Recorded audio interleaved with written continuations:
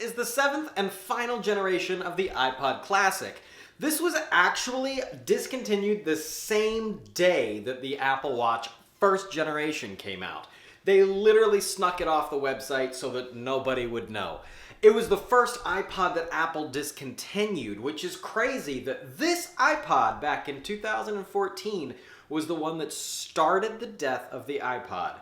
Let's talk about the iPod Classic. Let's dive into the iPod Classic and check out some of what comes in its box.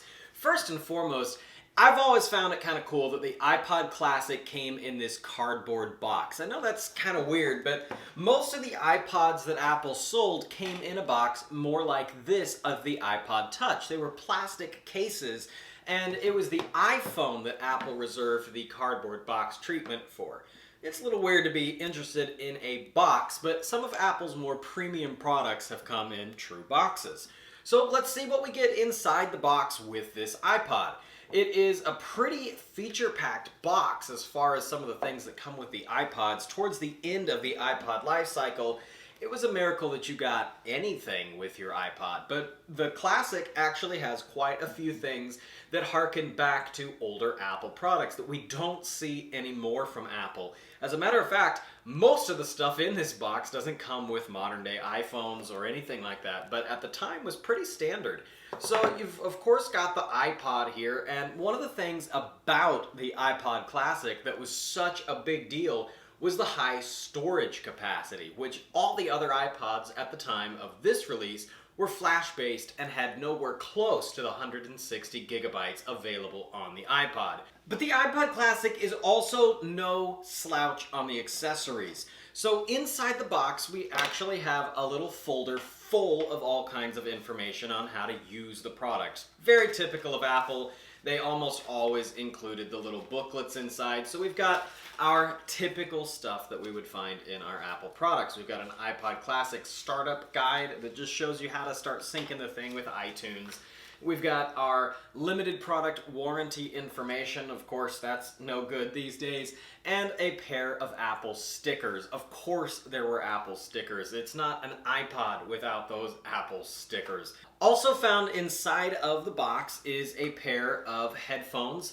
No question about that coming with your iPod at the time, and ever actually. The iPod's always shipped with a pair. There's also a 30-pin dock connector inside the box, so this is used for charging and syncing.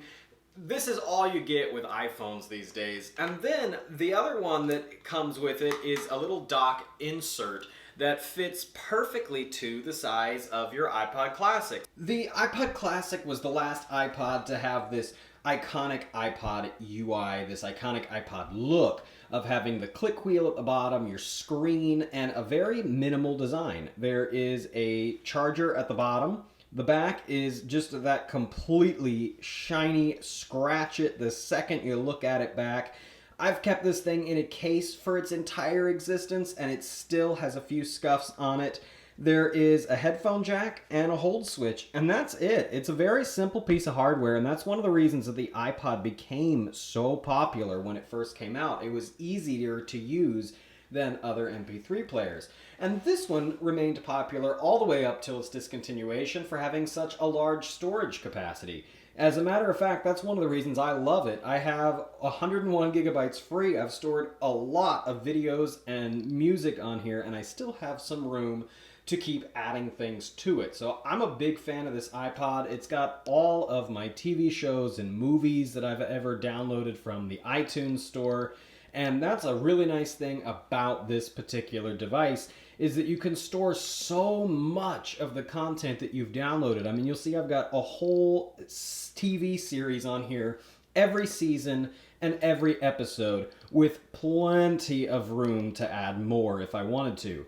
I've also got a few full-length movies on here, and there's still 100 gigabytes left.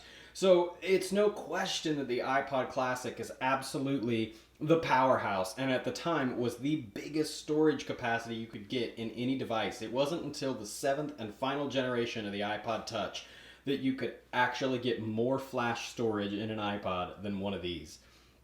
It was also interesting because this was one of the last iPods that came with the click wheel, and the last one to have some of the extra click wheel games. So I've always found the click wheel games to be this kind of odd little novelty item that Apple threw into all of their devices.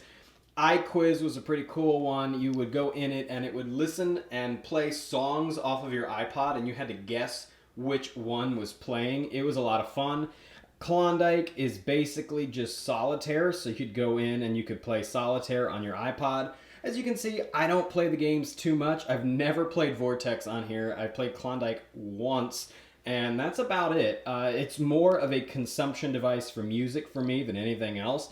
But I love this thing. It is so much fun to own. Hopefully you found this video interesting. If you did, hit the subscribe button, leave a comment down below. Let me know what your favorite iPod was. Did you own an iPod Classic? If so, why? What made you choose the Classic over the other iPods? Hopefully you enjoyed this video, and I'll catch you in the next one.